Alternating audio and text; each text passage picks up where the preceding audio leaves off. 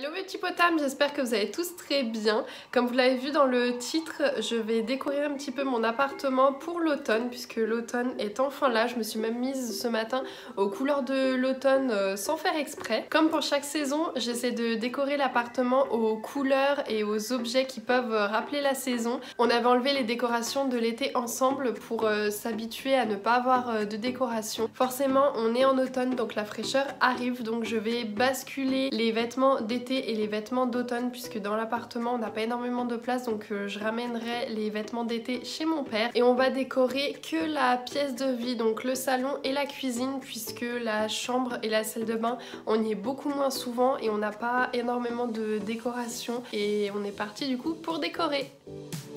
Comme je vous ai dit, j'ai pas beaucoup de décoration, donc je sors tout du sac pour voir ce que j'ai et on va commencer par le salon. Donc je vais changer les housses de coussin et mettre le plaid en premier.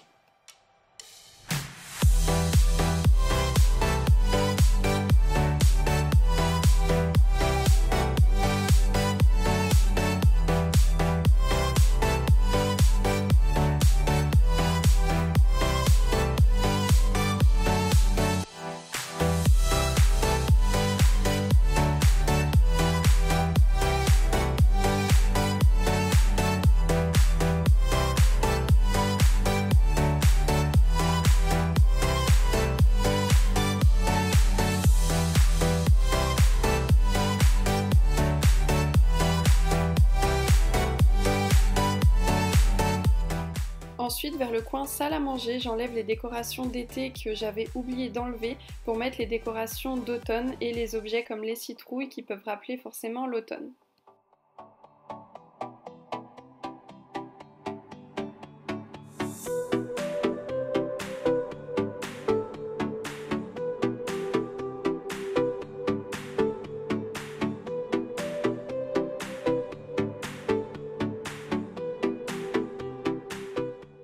Toutes les décorations d'automne viennent de chez Action, sauf la composition florale et la citrouille au centre de la table. La citrouille qui est à côté du canapé, c'est plutôt pour Halloween, mais je voulais quand même la mettre.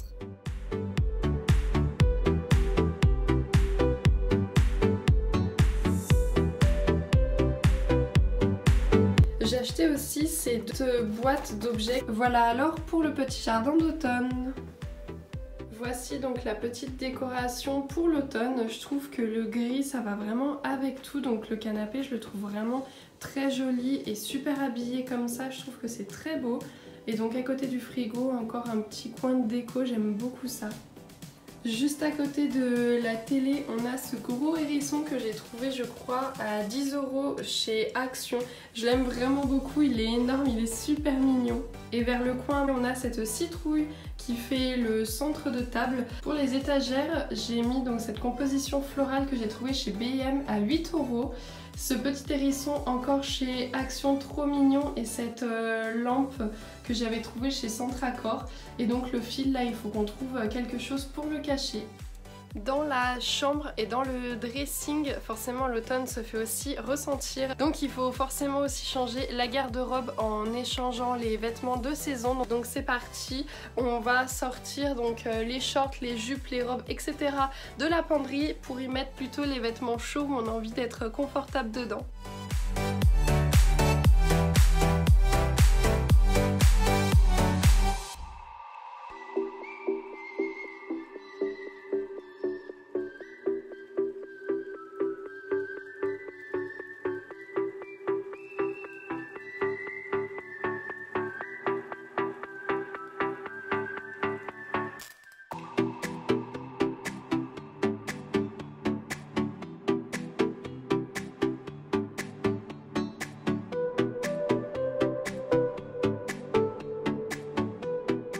Pour les piles des t-shirts, j'aime bien tous les sortir et les trier un par un pour voir si je les garde pour l'hiver ou est-ce qu'ils sont plutôt légers et je les mets de côté pour l'été.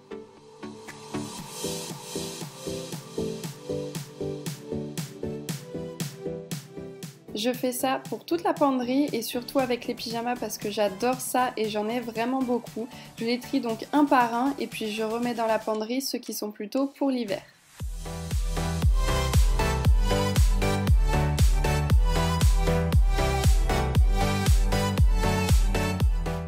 Dans ma deuxième vidéo, je vous avais montré ce petit outil qu'on peut trouver chez Ikea. C'est super pratique pour ranger les foulards et les ceintures. C'est vraiment pratique, donc là je l'ai réutilisé pour forcément mettre les foulards. Et ici je range les affaires d'été. Finalement j'ai eu la caisse vide, j'ai été contente de voir que j'avais encore de la place. Pour continuer dans l'arrivée de l'automne, on va préparer un plat qui fait du baume au cœur, qui fait vraiment du bien. C'est un plat très convivial, ce sera des lasagnes et pas n'importe quelle lasagne puisque ce sera les lasagnes de ma tata, de ma nourrice quand j'étais petite. Alors selon la recette originale des lasagnes de tata, donc il nous faut du céleri, des carottes, forcément de la viande hachée, de l'ail, des oignons, du parmesan, du gruyère et des feuilles de lasagne. Premièrement, on va couper le céleri, les carottes, l'ail et l'oignon et faire revenir dans une grande casserole.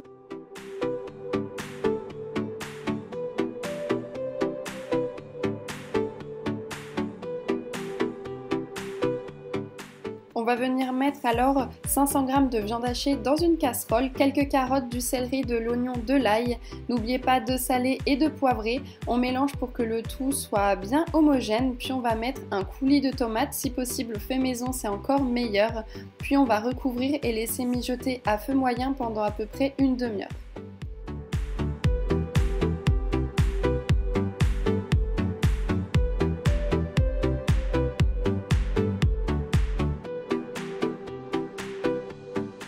Forcément dans les lasagnes on a besoin de faire une béchamel, donc je la fais maison. Pour cela je fais fondre quand même beaucoup de beurre. Une fois qu'il a bien fondu, je mets quelques cuillères de farine.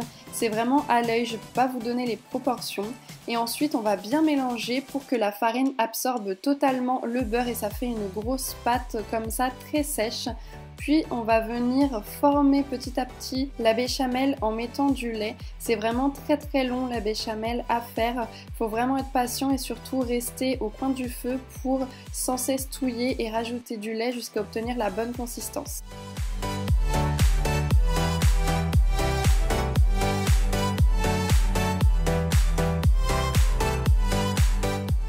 Et ensuite, rien de plus simple, on va former les lasagnes. On commence par mettre une bonne couche généreuse de bolognaise. Ensuite, on met des pâtes fraîches. Les miennes étaient un petit peu trop grandes, donc je les ai coupées en deux afin de recouvrir la totalité du plat. Et je fais pareil pour les angles de la pâte. Et on continue les étages avec la sauce béchamel. Vraiment, j'en mets très généreusement. Et ensuite, on continue par un étage de gruyère râpée ou de parmesan. Et on continue comme ça avec la sauce bolognaise, les pâtes, la béchamel, etc. Une fois que vous avez mis les pâtes à lasagne, n'hésitez pas à un petit peu appuyer délicatement dessus pour pouvoir tasser et mettre plus d'étages.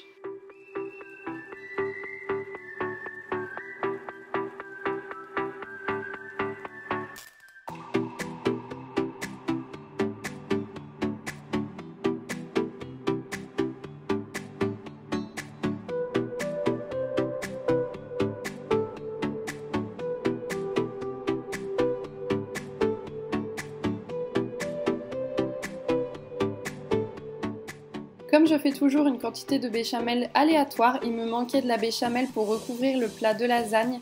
Donc j'avais cette briquette de béchamel qui était finalement très bonne. Donc je l'ai mise dessus pour finir les lasagnes. Bien l'étaler et saupoudrer de parmesan ou de gruyère, ce qui vous reste, pour bien recouvrir le plat. Et ensuite on va enfourner à 180 degrés pendant 30 à 40 minutes.